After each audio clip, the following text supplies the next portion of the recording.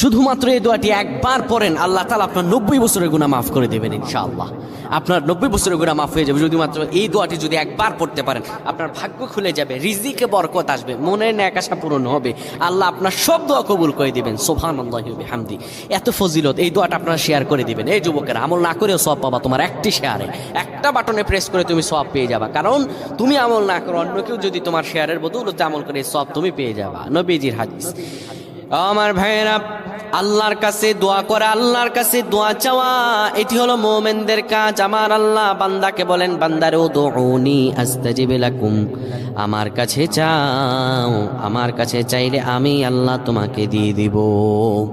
কেউ যদি একবার এই দোয়াটি পড়তে পারে, দোয়াটি হলো রব্বি ইন্নী যালামতু নাফসি ফাগফিরলি। কেউ যদি এই দোয়াটা একবার পড়তে পারে, আমার আল্লাহ তাআলা তার 90